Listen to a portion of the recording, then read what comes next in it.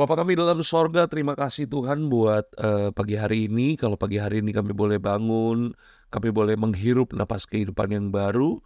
Kami percaya ini semua karena kebaikan dan anugerah Tuhan yang berlimpah-limpah dalam kehidupan kami. Pada pagi hari ini Tuhan tolong kami untuk kami boleh memahami firman-Mu ya Bapa. Berfirmanlah buat setiap kami. Biar sabda kebenaran firman-Mu benar-benar mengubahkan kehidupan kami. Bahkan kami percaya firman-Mu yang akan menuntun kehidupan kami. Terima kasih ya Bapa. Kami sambut kebenaran-Mu ini di dalam nama Tuhan kami Yesus Kristus. Haleluya, haleluya. Amin. Shalom Bapak Ibu, saudaraku terkasih dalam Tuhan. Jumpa lagi bersama dengan saya Dieter Nicholas dalam Daily Devotion Bapak Ibu. Kita selalu hadir dari hari Senin sampai dengan hari Jumat jam 5.30 pagi Bapak Ibu. Oleh sebab itu pastikan Bapak Ibu selalu hadir, bangun lebih pagi Bapak Ibu, kita disiplin rohani kita supaya makin hari kita makin serupa dengan gambaran Tuhan, oke? Nah Bapak Ibu, kita akan langsung buka Alkitab kita Bapak Ibu ya. Ini ayat firman Tuhan mungkin agak keras Bapak Ibu, tapi biarlah ini jadi penuntun buat kehidupan setiap kita. Kejadian 4 ayat yang ke-7 Bapak Ibu ya. Ini firman Tuhan Bapak Ibu ya, cerita tentang Kain dan Habel Bapak Ibu. Alkitab katakan begini, apakah mukamu tidak akan berseri jika engkau berbuat baik? Tetapi jika engkau tidak berbuat baik, dosa sudah mengintip di depan pintu. Ia sangat menggoda engkau, tetapi engkau harus berkuasa atasnya. Jadi Bapak Ibu saudaraku terkasih dalam Tuhan, ini adalah kisah pembunuhan pertama yang ada di dalam Alkitab Bapak Ibu. Bagaimana Kain membunuh adiknya Bapak Ibu yang namanya Habel karena persembahan Kain tidak diterima. Kemudian apa yang terjadi ketika persembahan Kain tidak diterima? Kain kemudian marah Bapak Ibu. Dan waktu marah, nah inilah kemudian Tuhan menegur Kain dengan Kejadian 4 ayat yang ke-7. Ya, dosa sudah mengintip di depan pintu. Nah, Bapak Ibu saudaraku terkasih dalam Tuhan, hari ini kita akan membahas yang namanya kemarahan Bapak Ibu. Ya, saya percaya begini Bapak Ibu, bahwa semua orang pasti pernah marah. Setuju nggak? Kalau Bapak Ibu pernah marah, coba tolong dikasih jempolnya Bapak Ibu, dikasih hati-hatinya, dikasih love-love-nya Bapak Ibu ya. Tolong Bapak Ibu ya kan. Ya, semua kita pasti pernah marah. Saudara pernah marah? Pendeta pernah marah nggak Bapak Ibu? Pendeta juga pasti pernah marah. Betul nggak sih? Apalagi kalau saya lihat anak saya ya Bapak Ibu ya, dia lakukan sesuatu yang menurut saya nggak benar, udah dibilangin berkali-kali, saya juga pasti marah Bapak Ibu ya. Semua orang pernah marah Bapak Ibu. Dan kemarahan itu adalah sebuah reaksi alami dari seorang manusia Bapak Ibu. Itu sama seperti gembira, sama seperti lelah, sama seperti sedih, dan berbagai macam sifat lainnya sama Bapak Ibu. Jadi Yesus pun pernah marah Bapak Ibu. Setuju nggak Bapak Ibu? Dan saya mau kasih tahu fakta kepada Bapak Ibu bahwa Yesus bukan hanya sekali marah Bapak Ibu. Ya kan? Itu berulang kali juga terjadi ya. Saya kasih contoh. Markus 11 ayat yang ke-15 sampai dengan ayat yang ke-18. Lalu tibalah Yesus dan murid-muridnya di Yerusalem. Sesudah Yesus masuk ke bait Allah, mulailah ia mengusir orang-orang yang berjual beli di halaman bait Allah. Meja-meja penukar uang dan bangku-bangku pedagang merpati dibalikkannya. Jadi Yesus bukan hanya sekedar marah biasa Bapak Ibu. Yesus ngamuk Bapak Ibu. Ayat yang ke-16, dan dia tidak memperbolehkan orang membawa barang-barang melintasi halaman bait Allah. Ayat yang ke-17, lalu ia mengajar mereka katanya, bukankah ada tertulis, rumahku akan disebut rumah doa bagi segala bangsa, tetapi kamu ini telah menjadikannya sarang penyamun. Yesus bukan marah, Yesus ngamuk Bapak Ibu. Betul gak sih? Markus 10 ayat yang ke-14, ketika Yesus melihat hal itu, ia marah dan berkata kepada mereka, biarkan anak-anak itu datang kepadaku, jangan menghalang-halangi mereka, sebab orang-orang yang seperti itulah yang empunya kerajaan Allah. Ya, ayat yang lain lagi Bapak Ibu, Markus 3 ayat yang ke-5, firman Tuhan katakan apa? Firman Tuhan katakan begini, ia berduka cita karena kedegilan mereka, dan dengan marah, perhatikan Bapak Ibu, dengan marah Yesus memandang sekelilingnya kepada mereka, lalu ia berkata kepada semua orang itu, ulurkanlah tanganmu, dan ia mengulurkannya, maka sembuhlah tangan orang itu. Jadi tercatat di dalam Alkitab, Yesus bukan hanya sekedar sekali marah, Yesus berulang kali juga mengalami yang namanya marah Bapak Ibu. Nah Bapak Ibu saudaraku terkasih dalam Tuhan, tapi yang perlu saya kasih tahu juga Bapak Ibu bahwa Yesus tentu saja ya marah tapi tidak menjadi berdosa karena marah, Bapak Ibu.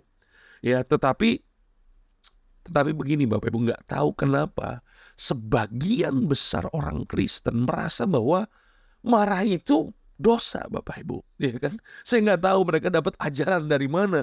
Orang yang kalau marah itu dosa, pemikiran mereka seperti itu, Bapak Ibu. Ya, maka ketika mereka menghadapi situasi yang membuat mereka benar-benar marah, ada begitu banyak orang-orang Kristen yang kemudian mereka berusaha untuk tidak tampak seperti marah, Bapak Ibu. Berusaha menutupi kemarahan mereka dan sebisa mungkin tetap sabar dan tidak emosi. Padahal begini, bukan itu yang Alkitab ajarkan, Bapak Ibu. Yang mengerti katakan haleluya, Bapak Ibu. Bapak Ibu saudaraku terkasih dalam Tuhan, saya setuju Bapak Ibu ya. Memang banyak dosa itu bisa terjadi ketika seseorang dilanda amarah, Bapak Ibu. Ya memang itu bisa terjadi. Tapi marah bukan otomatis kita jadi orang yang berdosa. Alkitab tidak pernah melarang kita untuk marah, Bapak Ibu. Tapi Alkitab mau supaya saudara dan saya, kita semua bertindak yang tepat di saat marah, Bapak Ibu. Bagaimana caranya supaya kita bisa bertindak yang tepat di saat marah, Bapak Ibu? Ada beberapa hal saya ingin sampaikan dengan cepat ya Bapak Ibu. Yang pertama, catat ini baik-baik Bapak Ibu.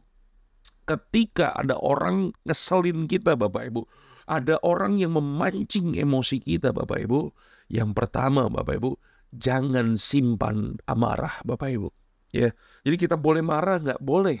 Boleh nggak kita mengungkapinya? Boleh Bapak Ibu. Tapi jangan disimpan itu amarah. Kenapa? Kalau kita simpan amarah itu Bapak Ibu, seperti Kejadian 4 ayat yang kelima sampai dengan ayat yang ketujuh, pembunuhan pertama di dunia itu berawal dari Kain yang menyimpan amarah Bapak Ibu. Menyimpan amarah itu akan memunculkan dendam Bapak Ibu. Betul gak sih? Dan sifat dari dendam ya, dia akan meledak sewaktu-waktu Bapak Ibu, ketika orang yang sama melakukan kesalahan yang sama lagi. Dan itulah yang menghasilkan dosa Bapak Ibu. Betul gak sih? Bahkan ketika kita menyimpan amarah secara medis Bapak Ibu, akan ada begitu banyak penyakit yang muncul dalam kehidupan kita Bapak Ibu, ketika kita menyimpan amarah Bapak Ibu. Betul gak sih? Saya udah banyak melihat contohnya Bapak Ibu. Ada begitu banyak orang yang sakit keras. Ya Bapak Ibu ngerti ya. Kalau saya ngomong sakit keras itu berarti sakit yang membuat orang tuh mengeluarkan banyak uang dan hampir mati. Ya itu ya Bapak Ibu ya. Kenapa ada begitu banyak orang mengalami sakit yang seperti itu, sakit keras Bapak Ibu? Karena salah satu penyebabnya adalah mereka menyimpan amarah di hati mereka Bapak Ibu. Mereka menyimpan dendam di hati mereka. Oleh sebab itu ketika ada orang yang ngeselin kita Bapak Ibu, amarah itu jangan disimpan. Yang mengerti katakan haleluya. Yang kedua Bapak Ibu ya, ketika ada orang yang ngeselin kita, memancing emosi kita, membuat kita bisa marah Bapak Ibu. Yang kedua, jangan abaikan marah Bapak Ibu. Ya, jangan abaikan marah itu artinya begini.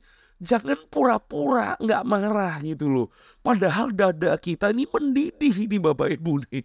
Ya kan? Ya dada kita nih meluap-luap. Bahkan kita bisa sampai nggak bisa tidur Bapak Ibu. Pernah ngalami Bapak Ibu?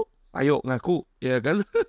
Ada orang ngeselin kita, bikin kita marah, mancing emosi, kemudian kita pura-pura nggak marah. Begitu sampai pulang ke rumah, nggak bisa tidur gara-gara peristiwa itu. Pernah ngalami Bapak Ibu? Kenapa saya bisa ngomong begini? Karena saya juga ngalamin Bapak Ibu. Jadi kita salaman dulu Bapak Ibu. Sama kita nih Bapak Ibu. Yang mengerti katakan haleluya Bapak Ibu. Ya kan? Jadi jangan pura-pura nggak marah Bapak Ibu. Padahal kita marah, dada kita mendidih Bapak Ibu. Ya, itu bukan hanya sekedar berbahaya Bapak Ibu saudaraku terkasih dalam Tuhan. Tetapi itu juga sama dengan kita berbohong Bapak Ibu. Betul nggak? Iya kan? Tidak ada hal baik yang dihasilkan Bapak Ibu saat hidup kita, apalagi kasih kita yang kita lakukan itu dengan pura-pura Bapak Ibu.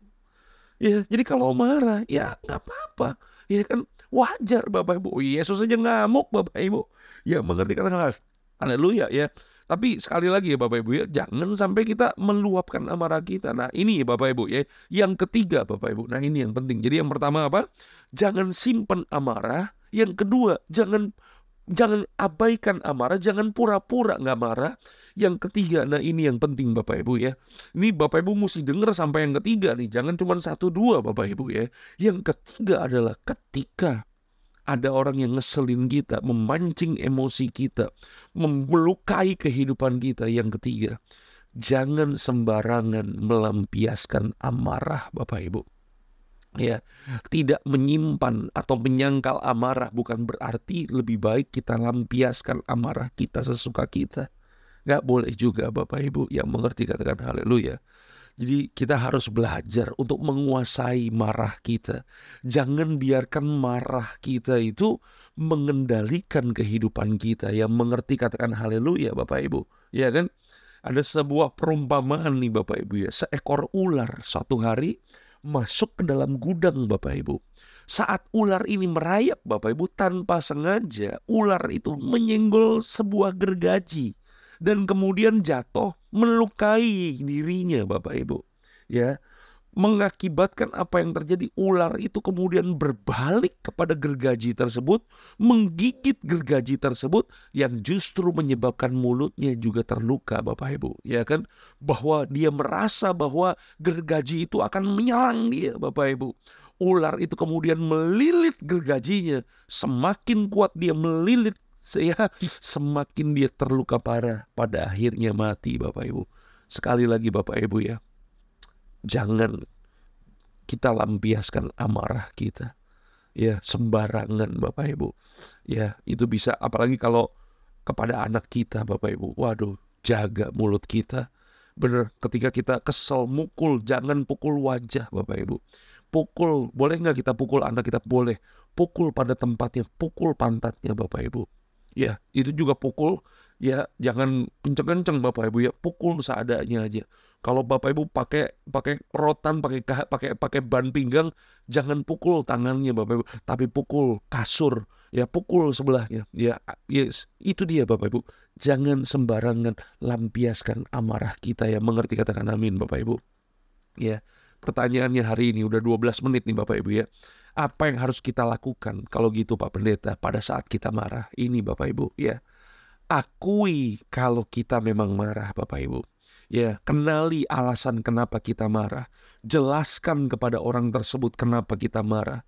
Ya, periksa apa alasan itu benar atau karena ego kita aja kita marah Bapak Ibu. Ya kan? Akui rasa marah kita dan keberatan kita kepada Tuhan dan kepada orang yang ngeselin kita Bapak Ibu. Ya kan? Bukan supaya orang itu menjadi takut kepada kita atau mau melakukan apa yang kita mau. Tetapi begini, dengan kejujuran Bapak Ibu, maka akan lebih mudah untuk kita menemukan akar kemarahan dan mencabutnya dalam kehidupan kita. Sekali lagi Bapak Ibu ya, banyak orang termasuk orang Kristen bermasalah dalam mengungkapkan rasa marahnya. Nah, hari ini kita belajar Bapak Ibu Saudaraku terkasih dalam Tuhan, belajar kendalikan diri kita, mengarahkan amarah kita ke tempat yang tepat, bukan disimpan, bukan diabaikan, bukan juga dilampiaskan dengan kekerasan, dengan ucapan negatif, dengan tindakan yang buruk lainnya. Tetapi hari ini kita belajar, akui amarah kita, telusuri sebabnya, bereskan dengan orang tersebut, dan minta pertolongan Tuhan. Sekali lagi Bapak Ibu, marah bukan dosa Bapak Ibu, ya, tetapi harus kita kendalikan supaya marah itu tidak membawa kita ke dalam dosa. Saya berharap Bapak Ibu diberkati dengan tayangan video ini. Yang diberkati jangan lupa kasih jempolnya.